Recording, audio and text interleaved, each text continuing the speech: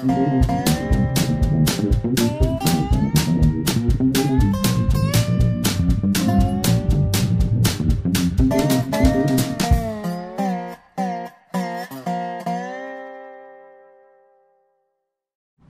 is Dave Monk, Prairie Monk, WAFT Champaign, 90.1 on your FM dial. And Dave on the microphone, on the board. And yes.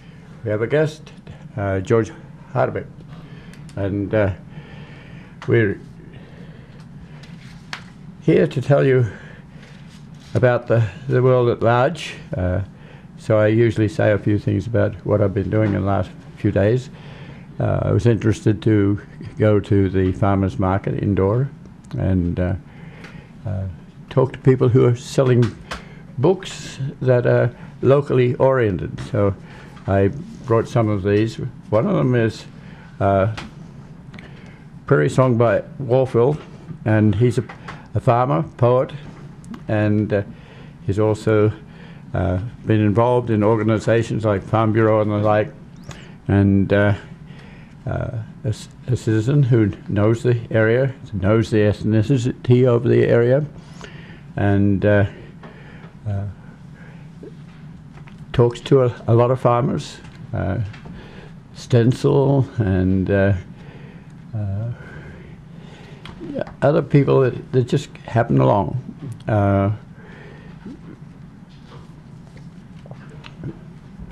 Royer was an architect here, and so Brian Adams has done a nice book on Royer, and there are a lot of buildings in Champaign that are Royer buildings. Then a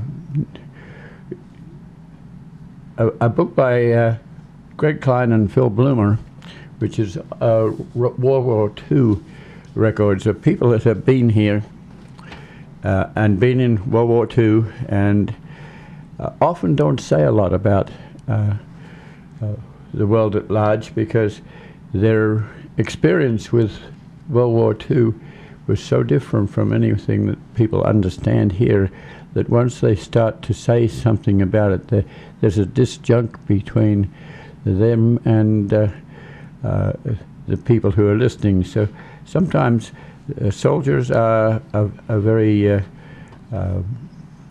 private in their thoughts. I went to Amazon. Amazon is a choir that does very, very nice things, and I enjoyed that a lot. We won't take too much time doing little things here, but just talking around is part of what we do in order to get to know people. I will say that we've been working on a flyer for to go out to our contacts and websites and Facebook and to YouTube. It's very hard to make a one-page flyer. We've been on the webinars, and David has been working at that. One page is good. To write what we want to say on one page, it takes a lot of talent. So little things that come to mind there that you don't expect is like Stencil has miniature cattle, miniature horses sometimes. Somebody else has just little things that remind you of what you grew up with. So somebody, Andy Wolfwell actually, was telling me about what he does, and it reminded me that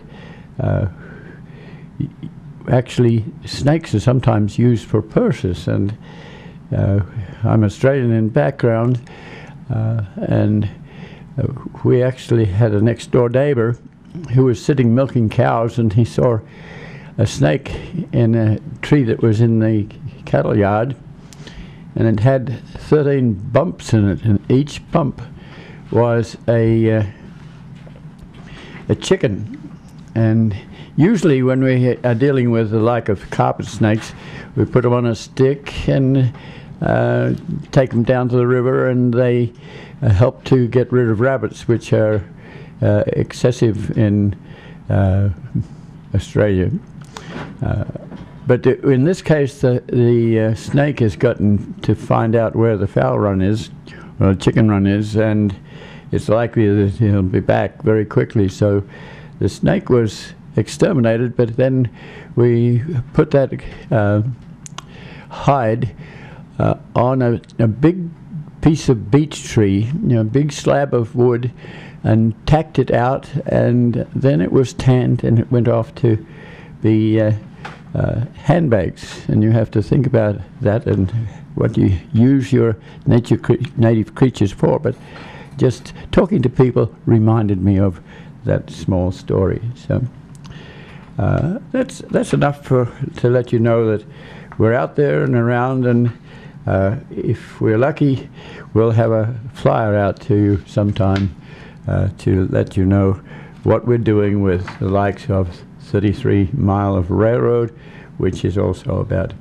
300 odd acres of ground, and the price of corn has gone up. The price of a lot of it's being used for ethanol as well as for food, and that means that some of our land is being challenged. So we want you to know about that and cherish what we have, because even though we have a small corridor, it's important. So now let's change gears and talk to George. George has come from Cincinnati recently, so let me ask George to say something. But you have to look to we're doing photography here, so you can't talk to me eye to eye so easily. You talking to the camera, because what we're doing is we're experimenting with putting our radio program up on the air, and we drop in. It's a three-way conversation between you and I and everyone else. Yes, so. Tell us who you are, a little bit about who you are and what you've been doing. And what you're interested in doing here is putting together an organization that you hope others will belong to. So tell us a little bit about who you are. Well, my name is, as Dave says here, my name is George Hardebeck, and I'm from Cincinnati, but actually from a town a little bit north of there called Hamilton, where I lived most of my life until I went away to art school, came back, lived there for a while again in Pittsburgh. And I also grew up in Ireland for a while. And just, we have an organization, and we'll get more into the depth of this, called ARC, Arts Restoring Culture for Healing Earth, ARCHE, sort of a silent he on the end. So I'll say that slower again, right? That's Arts Restoring Culture for Healing Earth. And Arts Restoring Culture for Healing Earth. Okay. Right. One of the things in the process of restoration that Native folks have been calling us to is eco-cultural restoration, and that's to say that from a lot of Native speakers are saying the human cultural relatedness to all of life is an extremely vital kind of leading role in how we restore our planet. So not to leave out how we manage our culture and our arts, and that includes many things in our relationship to restoring our planet. So that's what ARC is about, and we started with some petitioning in Cincinnati around when we were getting ready to put in a park that was a gateway in front of the Freedom Center downtown along the river. But I can go more into detail on that in a few minutes if you have any other questions. Okay. You're here fairly recently. Mm-hmm. Your wife is in Natural History Survey? That's right. My wife works as a wetlands ecologist. So some of the year the warm part of the year, I've been taking our 1 year and 1 month old daughter at this point out across the plains of Illinois. Sorry, I guess I'm in the wrong state. And going to the Mississippi and other places to look at wetlands. And so we'll go out and hang out, playing around, my daughter and I, while she's out surveying, and then go out and check out some nice preserves and such after that. Live in hotels for a while we're doing that. So you know that Champaign County is very ethnic in a way. You have Irish people who have arrived and occupied the higher level moraines. You have Deutschlanders and Frieslanders that have occupied the flatlands. Okay. And so you don't have to go very far to find different cultures here. Right. The newer cultures, the newer Americans in our family line settled in Cincinnati and around the Cincinnati area are highly Irish and German. So I'm one of those typical Cincinnati blends of mostly Irish and German. And I did grow up, my mother was from Ireland directly. She lived in London for 20 years after leaving Ireland when she was 17. So she went through World War II, throwing bombs off the roof of the hospitals where she worked, all that kind of stuff. And came to Hamilton, Ohio, a sort of no-name town for her, although it has kind of its own interesting history. It was a little Chicago back in the 30s, gangsters and all kinds of Manson. Charles Manson lived there for a while. James Jones, Guyana tragedy, he lived there apparently for a while. A lot of Rupert killed his family, and anyway. Around the same time we were coming back to Hamilton from Ireland when I was 13. So I lived in Ireland from the age of 8 to 13. And so Ireland made a big impact on my understanding of how an indigenous culture relates to the land. What part of Ireland? In the very southwest, more or less, in the county of Kerry. Cork is further south, just by one county. But Kerry holds probably, it has been stated as holding more biodiversity than any other county in Ireland. And of course, Dingle is there. We live at sort of the base of the Dingle Peninsula, which Tralee then has the National Folk Theatre. Dingle is where there's one of the Gaeltacht areas where people still speak Gaelic. So that would have been after the Irish reclaimed their identity and their culture in Southern Ireland.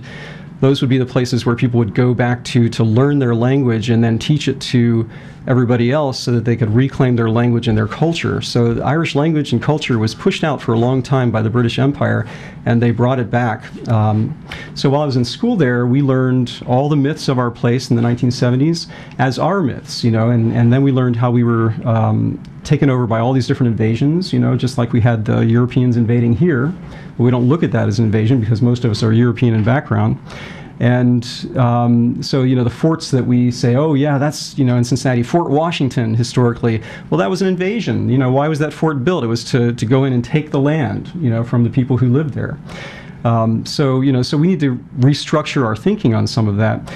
But in the process of these invasions, at the end of every chapter of, the Celts, Normans, Norsemen, Vikings, and Danes taking over Ireland, at the end of every chapter, they became as Irish as the Irish themselves. So we're in a natural process of becoming native to this land, all of us, but we can't take away from that process our reconciliation for what happened to the native peoples at the hands of the culture of the newer Americans, and how do we take that on. And when I say that, I'm saying also, as well as that being a tremendous Holocaust that we've kind of whitewashed, compared to, say, the Holocaust in Germany, because we fought a war and beat the Germans.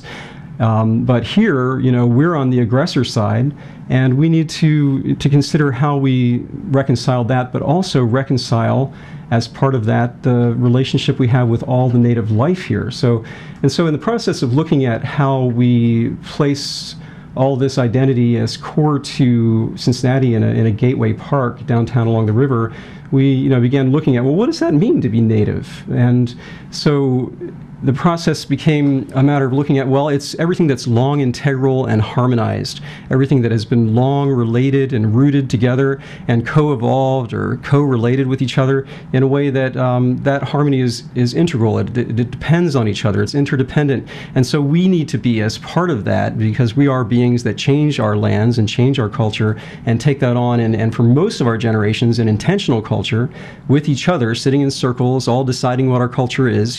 Culture was not a construct that was imposed by a few. It was a way of being that we brought into this journey of life together for the health of that. Because as each group entered into a land, if it was not inhabited by others, or even if they did take over another group for a period of time and integrated with them, they, at times crashed that region. They caused disharmony and so had to say, well, okay, we're going to sit together and figure this out, and we're going to change all of our arts to remind us how to take on our practices to live in harmony with this land, because if we take on that altruistic position of health for the greater whole, then we're going to take it on for ourselves too. And ultimately, that's what we need to do. We need to be healthy as a So whole. you want to form an organization, and you have an organization in Cincinnati, but you don't have it here yet. Well, we see ourselves as an organization that's anywhere we are, but we're welcoming others to take part in similar processes to what we've been taking on in Cincinnati.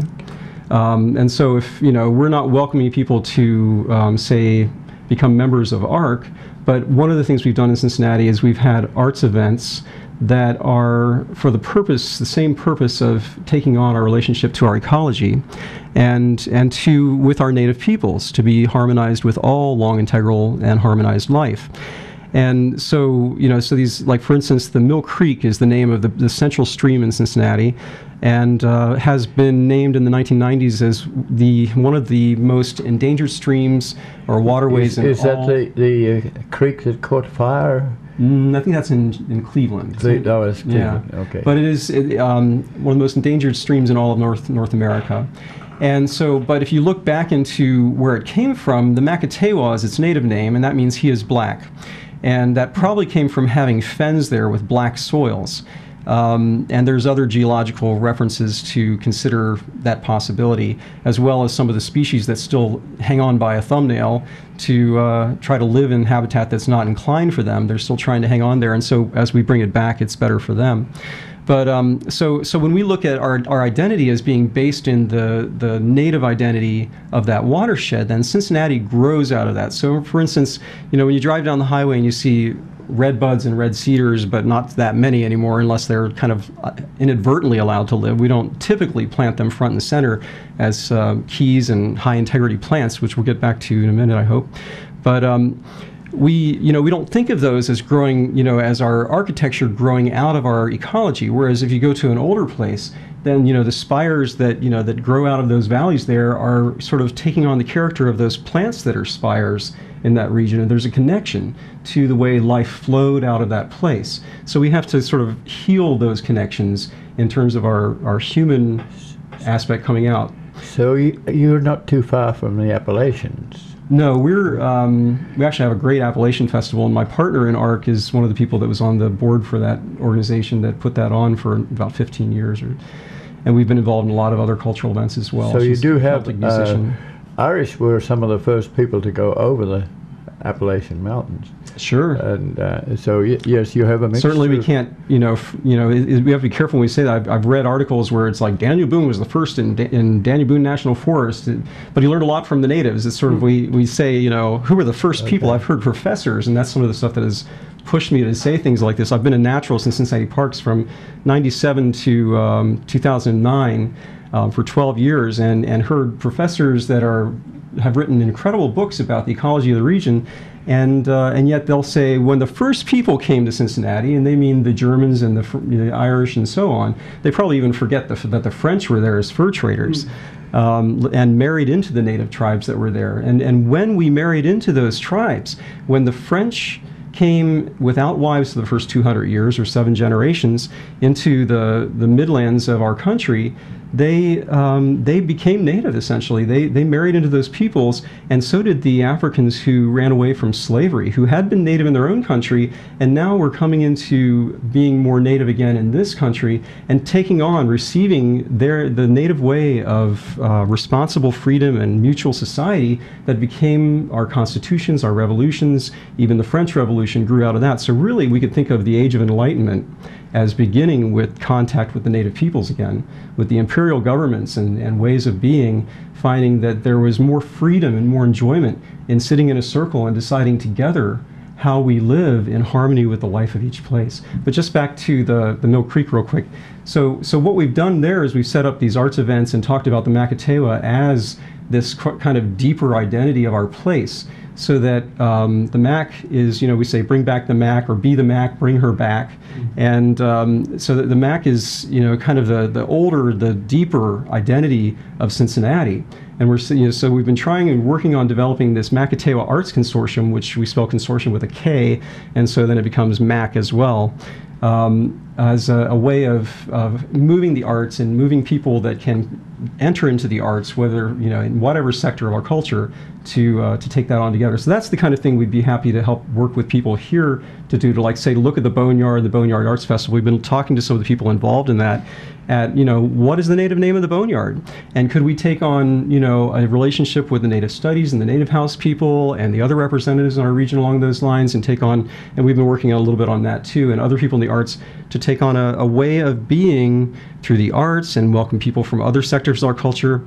So for instance, in our conversations we've been working on in Cincinnati, we call them Healing Our Heartlands, and we do those through various sectors of our culture: interfaith and interethnic work, health and education, gardening and conservation, and arts and media. And so we try to look at all of this through all those sectors of our culture, and then let the arts be a vehicle for that.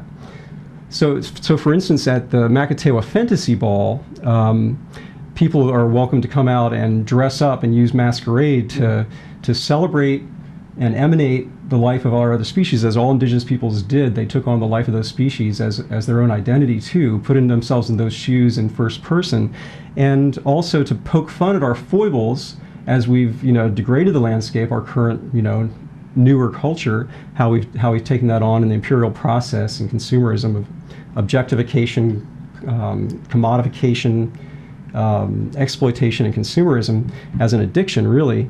And so take that on and poke fun at it and say it in poetry in deep ways and hard to stomach ways, but then also play with it, by using irony and so on. So for instance, you could have three cherry trees chasing George Washington. Mm-hmm. And so they're saying, you didn't just cut down one tree, George, we cut down the entire East Coast, or east side of the United States. And by doing that, we uplift it, make it fun, and handle these difficult things that are difficult to talk about in playful ways, and take it on in a healthy way again. So you're a fairly new person, and how do you get together people that are interested in this sort of thing? Do you go to the Independent Media Center? I have. I see you at the farmers market yesterday. Yep, I talk to people there. So you're moving and shaking the idea. It's a fairly conservative community, so if you need to activate that sort of thing, it's very difficult to do. So I applaud what you're talking about. We understand what it is, but it is difficult to. That's what we're at here at WEFT. That's what the Prairie Monk is about. Our prairie is down to less than 1/100 of 100%. It's a very small amount. You almost don't even know where there's any prairie. How do you get that message out? Where is your base? Can people call you? Let's people get the opportunity now and a little further along as to where they can make contact with you, where they can meet with you. Do you have meetings? Tell me a little bit more about. Well, we're happy to form meetings here. We certainly haven't done that at this point. I've just been going around getting to know some folks and seeing what has been done so far, and not to recreate the wheel, just to see where things are and see if there's something that we can do together that might step it up to heal our mass extinction. So. You're using the term mass extinction. Right. Say a little bit more about mass extinction. And let me just, you've said a lot already. Mass extinction is this huge problem. It's our gross global loss of life on the planet. And when we're mostly talking about indigenous life. So essentially, if you look at indigenous life as being what is core, native life, core to our tree of life. So for instance, if you took off the pigs and chickens and so on of our tree of life, it wouldn't fall apart. But if you take out those integral relationships that are at the core of this tree of life, then the whole thing falls apart. Now, we're losing 1 to 3, the big numbers are every year we're losing, some say the UN has put it at 50 to 55,000 species a year. Others are saying 140,000 species a year that we're losing on the planet. If you break that down to smaller periods of time, then that's 1 to 3 every 10 minutes, and I think it's 100 to 150 in an 8-hour workday, hundreds in a day, and thousands in a week, and so tens of thousands in the course of a year. And so, and that is at the hands of our culture. So not doing something towards this is sort of just allowing it to happen, but not just allowing it to happen. Our consumerism is making it happen. We are actively taking away the life of our planet. And if we think of that we once traded life for life, and we knew that it was life, And then when the monetary symbol came along, that was one of the disconnects. We started then saying, okay, this is more valuable. We're going to lift this up higher than life. More valuable. Right, but this symbol with Caesar's head stamped upon it, before Caesar, BC, we didn't have quite as much of that problem. So the empire structure that started then and earlier, that brought along kings and had to have judges and then kings, and then the prophets are trying to call us all back to being native or children of life. Native means being born of or being a child of life. And so what we've been doing is in the imperial process have been trying to be lords over life instead of being children of life that grow up into being wise stewards of life. So back to mass extinction numbers. So we're doing, this process is happening at like 1,000 to, according to other people, 10,000 times the normal extinction rate. At a normal extinction rate, you have new species that are falling into niches that are then essentially keeping our web healthy. But at a really fast extinction rate, we're just losing life. And so examples of this are, when the meteor that hit the planet that knocked out the dinosaurs, and ice ages and some other, mega volcano explosions on our planet, that, there was one of those that brought supposedly humanity down to 8,000 individuals, maybe at that point. So so we are doing this to ourselves. It's essentially, if we're metaphorically running towards the cliff, pushing as many species over the cliff as we can, as fast as we can, and lassoing the other ones behind us and pulling them behind us, we're playing this game, it seems, that where if we decide to turn around at the last minute, we're going to see if how many species will actually keep us alive, as if we're the only ones that really matter. And and the question is, well, how many species can we, do we actually need for us to exist? And we don't really know. We don't know if at this point if it's healthy, So so what happens to make this possible? It's three sort of parts of a window that we need to look through on, I believe, through habitat loss. And if we look at habitat, every member of that habitat is actually a member of the community. So this is a community of life, ecological community. And then it's contamination of that. And then it's our relatedness, our cultural relatedness to all of that. And individual relatedness is important, but also our cultural relatedness. We need to remember that, for most of our generations, we lived in community, and many people still do on this planet really effectively. In our culture, we don't so much, where we know communities in our guts. We remember it, and so we talk about it, but we're not living it out the way that we could. So in order to be our ecology, we need to be community again. We need to have those related opportunities of relatedness, to be together, to be community, and live that up, enjoy it, celebrate it, and bring it back into a way of being life together. So that's quite a challenge. It is, but it's a worthy challenge. Are you faith-centered? Is there a religious element to this? I mean, we could go into details on my own personal experience with all that, but I mean, my early childhood, my mother went through a nervous breakdown, and so I was alone. I sat at my back porch, it's a stoop rather, steps, and they actually thought that I was retarded or had some problems because I never looked at people in the eye when they or followed points that were moving, because I was always looking at things peripherally. And so even today, I'll be walking along and notice way over here, that looks like a polyphemus moth hanging, or a cocoon hanging in that tree, and I can feel the weight of it moving, hundreds of yards away. And, or that looks like a bat hanging in that tree. And, yeah, are you sure? Okay, yeah, it looks like a bat. Okay, and out the side of my peripheral vision, walk over and check it out. But in the process of, as a child, looking at everything peripherally, and my sister, when I was old enough to explain what I was doing, because I did this a lot, I would just sit and sort of be there. And I had a cat who could be with me. I noticed all the other kids were running around impressing each other, and even the other cats were kind of caught up in impressing each other. But we would just be. And in the process of being, I contemplated, and my pre-verbal age, I still, I looked at lawn, I knew it was wrong, I knew the dew on the grass was right, I had convictions about that. And I knew that I could, when I saw the rain coming down, looking at it all peripherally, I actually could see this presence looking at me that sort of was making up for my mother not being in my life at that point, I believe.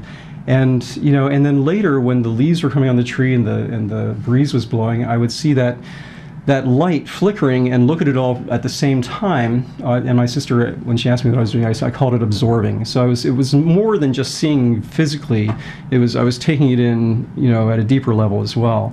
And so I would see this presence again in the tree, and I would sit at the base of the tree then after that, and look up at it, and then I was lifted up, this very young boy, but in this practice that I took on over a period of time, and lifted up into this presence that felt like a smile, and it would cradle me and caress me. And so that, to me was, when I started learning in, our family's Roman Catholic, religion and so on, that, what God was, well, it's like, okay, I know what God is. Yeah, God is omnipresent. She's here, cares for us and, loves us. And yeah, sure, and, and can be in contact with the individual, no problem. And I had a lot of other experiences in my early childhood as a result that, maybe put me in a slightly different position than a lot of folks that are more socialized into our contemporary way of being. And I knew that when I went into kindergarten, that I was actually going to be taken out of that and brought into the mind of man through language and socialization.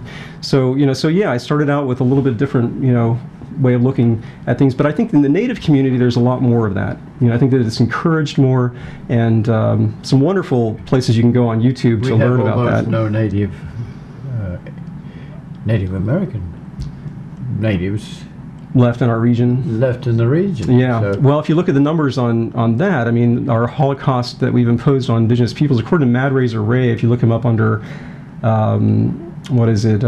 Native Prophecy, I believe, on YouTube, he gives the numbers that we went from, and I believe Charles Mann, who wrote 1492, or 1491 was it, the first book he wrote, then he wrote 93 rather, that he used some of these same numbers at the beginning of this quote, but Mad Razor Ray says that we went from 60 million to 800,000 Native peoples in this country from the time of Columbus to Hitler, and as far as Native folks are concerned, Columbus was a Hitler. He was a mass, murderer. Exterminator. Yeah, he was crazy. He was taken back, according to what I read from Native folks anyway, back to his homelands in Europe in chains with his brothers. So, I mean, they didn't look at him as being a normal person either, but for the things that he did. So from the time of Columbus to Hitler, they went to 1 1/3% of what they originally were. Now, we're not even really noticing this, that we don't have a people and a culture to come home to in our lands. So how do we take that on? We need to develop a relationship, just like we have sister city programs in our cities, with cities all around the world to be impressively international. We need to take on international friendlies with our First Nations and heal those relationships, and we can have our sister city programs also take on the relationship that they could with our reservations where these people live, and look at them as our elders and start, in our schools and everywhere, trying to bring back our languages, to reach out to these people and say, we want to support you, we want to help you, because you have held the heart of this earth. You've held, the life that we once lived for most of our generations, and we want to support you having that back, because we all, of course, want to have it back as well. We want to have that harmony as well. So you come to a city that is very specialized. You have physicists, you have hard scientists, physicists and chemists and biologists, and they're in separate compartments. Right. But if you look at the Pyramid of Empire, you have all that compartmentalization, all those blocks that are built up in the pyramid, essentially, that's been chomping its way across our landscape for a long time. But how do you change? But if you interrelate quickly? that, if you put those people into relationship with each other, not just at a head level. I think you have some hope of doing that. I feel what is our choice? If we really look at the loss of life on our planet, if we really open our eyes to this, and we see all this progression of how we've handled relationship on our planet in terms of where we're going with this, and that we are heading towards a... Well, you have to know that humans have a limitation, and they've been here but for only 6 generations, and that's a very, very short time. And so in that time, they've had to encounter a Champaign County that has very little drainage. It's swampland. They have to drain it. They have to then crop it. They have to get from a horse era to a mechanical era. They have to to develop new species, and there's a tendency to dig in the soil and not do a lot of the sort of thinking that you're doing. How do you take those sorts of people who barely have only just gotten to be getting degrees? How do you take them to the next step? And you're talking to them. I think that's very good. I'm trying to figure out what your organization would be. How do you create the nucleus that you obviously have got a base for in Cincinnati? So tell us. Let's take a look at things from a common cultural standpoint. Let's look at Christianity, if you will. Okay. And let's look, Judeo-Christianity. If you go into the Bible and you look at what Job talked about. Now, here's a man that supposedly was maybe going to be the only one left in the region, if God had his way, according to the story. So, so obviously he must have been doing something right. And why he's in the Bible. But what he said, in order to have a conversation with God, he said, go to the mountains, listen to them. Go to the birds of the air, listen to them. Go to the fish of the sea, listen to them. So where is God? That's the body of the Creator. Now what did Christ and the Spirit as one? Where did Christ go to get baptized? Was it in the city? Was it under the foot of Caesar? Or was it in what we call the wilderness today, which is really the body, mind, and spirit of the Creator all as one, one together. So that interrelated harmony plays a part in this.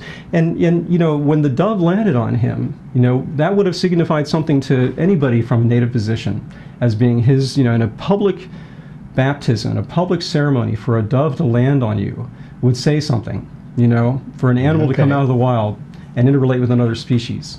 And so, and then what happens? These doves and other animals are being treated as commodities in the imperially affected churches and places. Well, at one stage there was a principle of manifest destiny. You came in and God gave you permission. Well, we'll talk about that, but let's talk about this for a minute. We'll come back to how religion became affected by imperialism.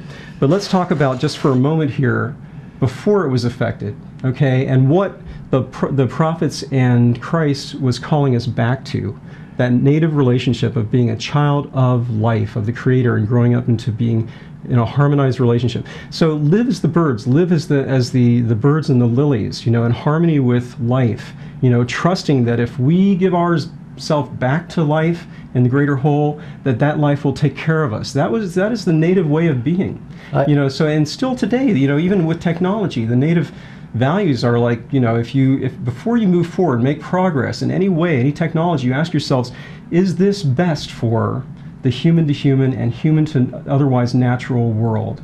Are we taking care of the greater whole? No, but we can make progress. Well, we are making progress, and we actually just are in population alone. Yeah. As the human being in our culture has had more of a voice and sat together and come up with ideas of their own through mass media and so on, we have been becoming more native. So the imperial process has control because it's able to communicate to more people out of the resources they've taken off the top of these other people. But if we turn that image around. So are you a small person that's going to enlist Prometheus, the new promulgation of I just small think that radio, as we speak the truth together, as we find ways to communicate from the human level and from the life level to each other, that this process naturally happens, but we need to step it up.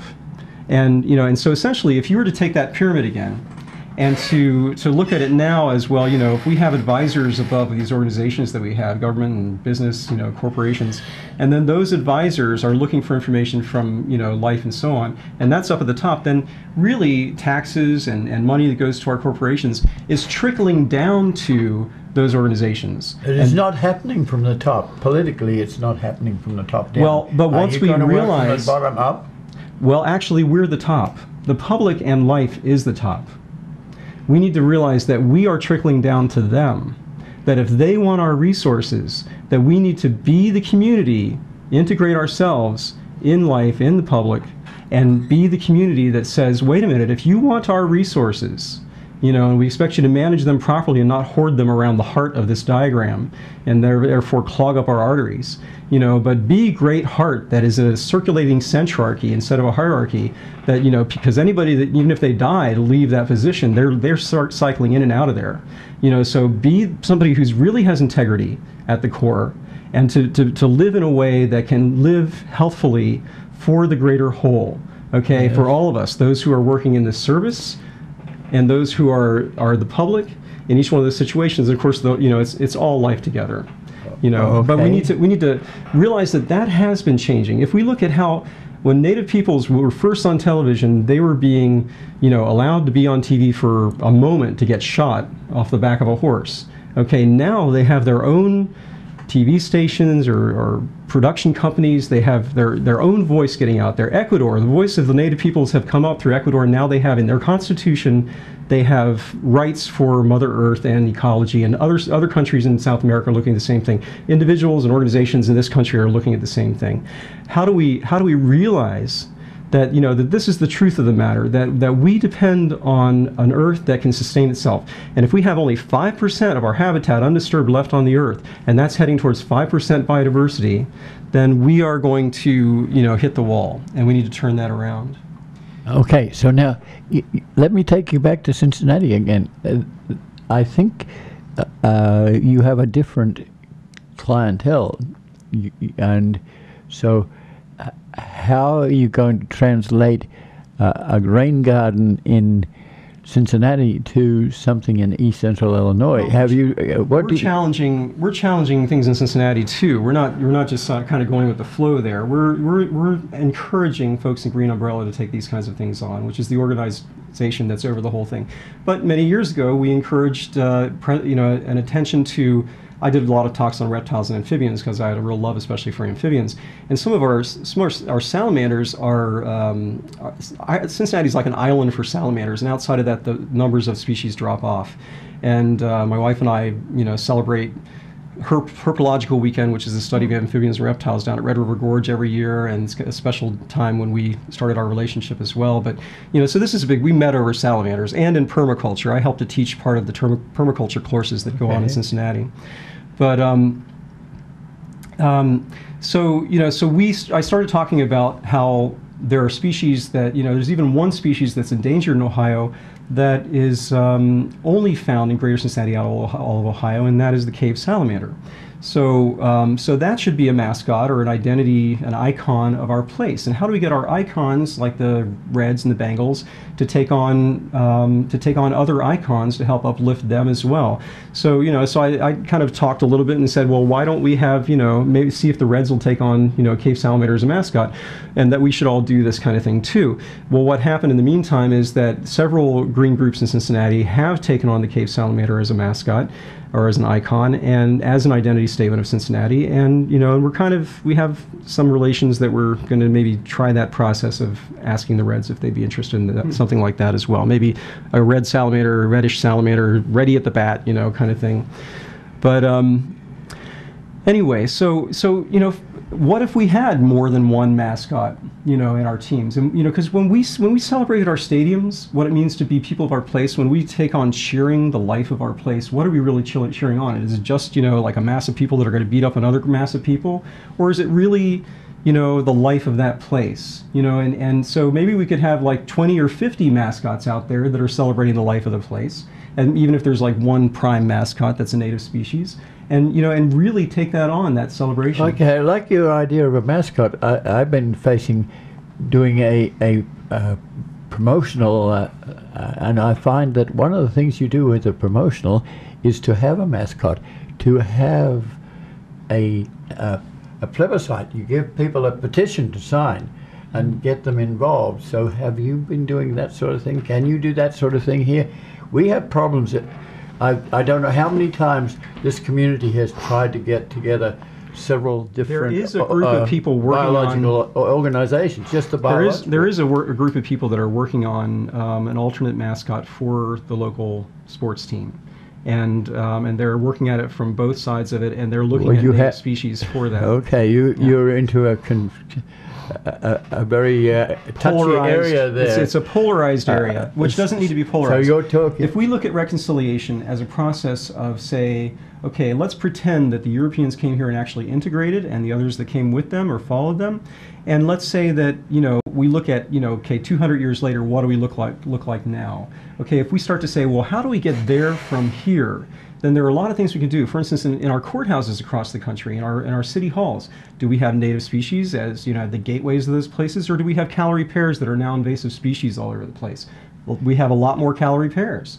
You know, so putting native species up front as a tribute, front and center, which we've been trying to do in a system called Wonder Gardens, placing first life first in key positions like gateways and gathering places and corridors, in gardens, whether permaculture or aesthetic gardens, any of the above. You know, we're trying to say put that first and put native cultural arts first. So, for instance, we have a park in Cincinnati that has a native mound site that is included in that, and it's a hub now for the arts because Music Hall is there, it's Washington Park, and the School for Creative and Performing Arts. And so we're saying, okay, it also was that mound site that was there was oriented to the sun for solstice and equinox celebrations. It almost has to be because the other mounds were all oriented in different direction along with the river. And so, you know, so it was used as a cultural arts center for hundreds of years at least, you know, maybe 1,000 years or so ago, and maybe a lot more recently.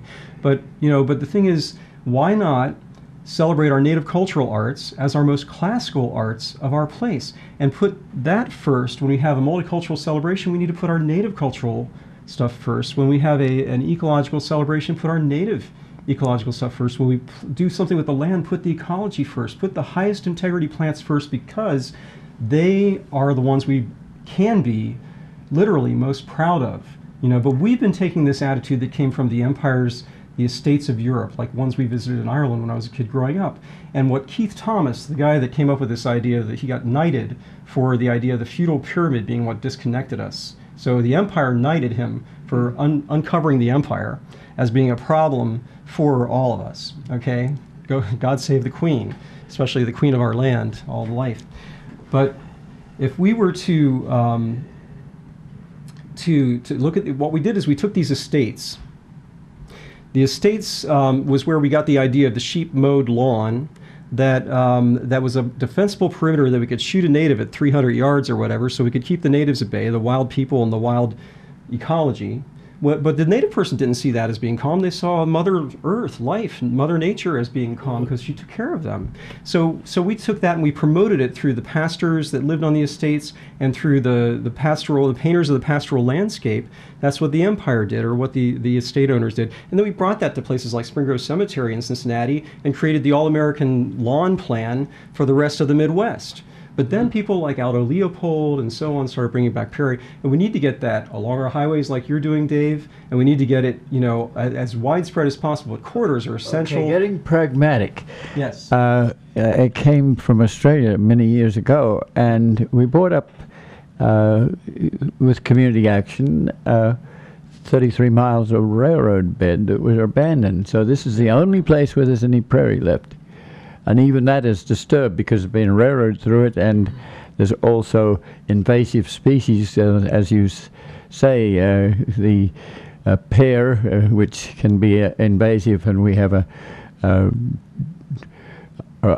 olive tree, which is also invasive.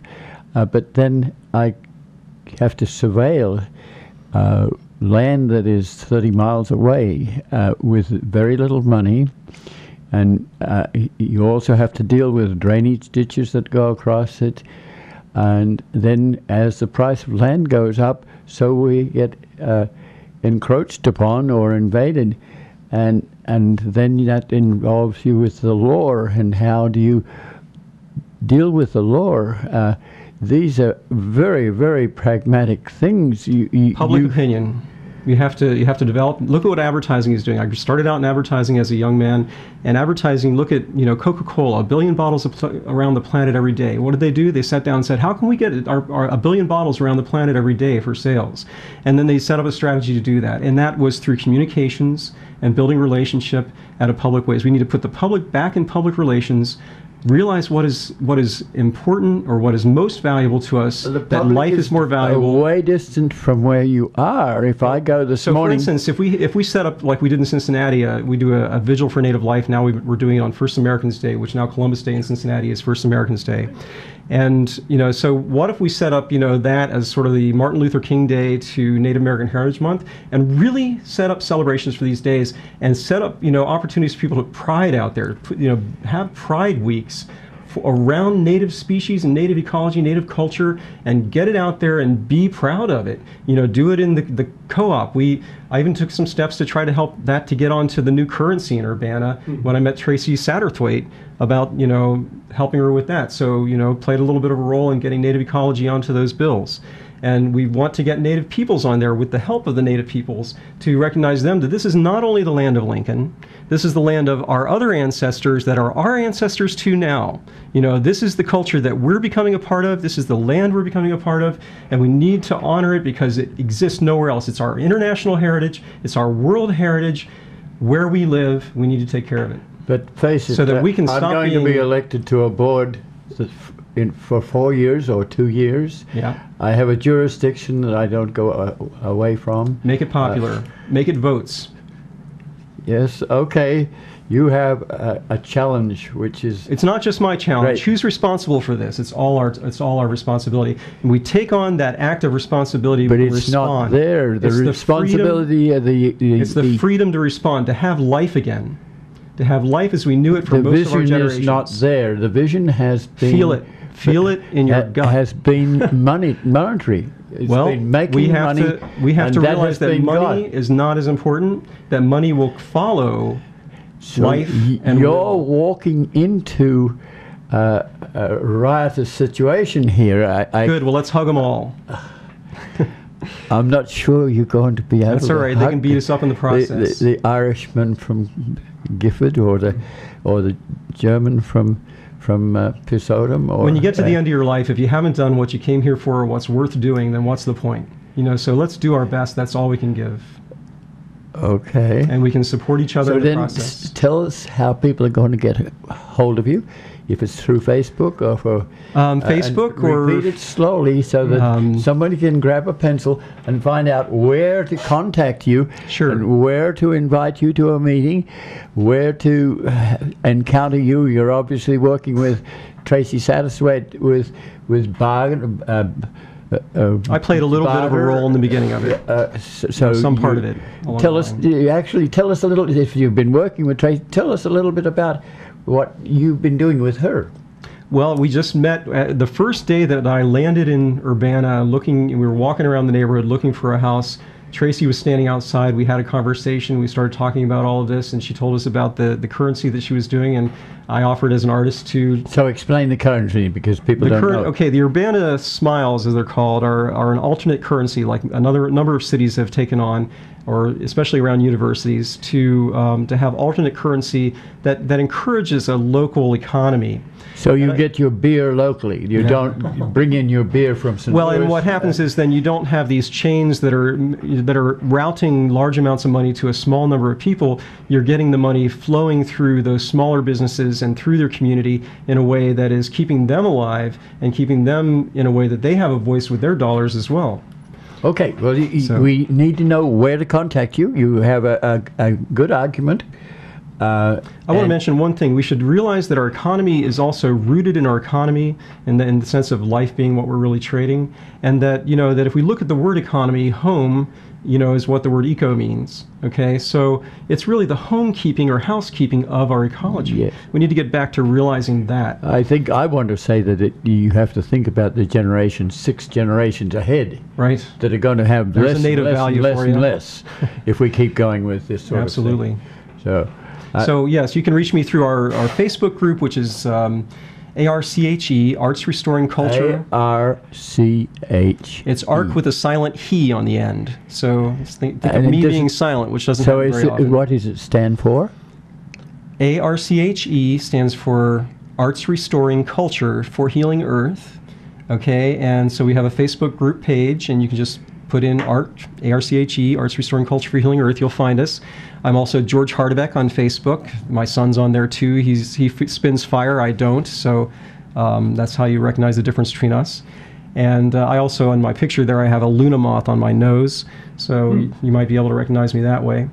I won't give my phone number out over the air, but if you want to contact Dave, he can give it to you. Or, I'm sure there are a number of people in town that'll have my phone number. So where do you hang out? Where do we meet you? I hang out.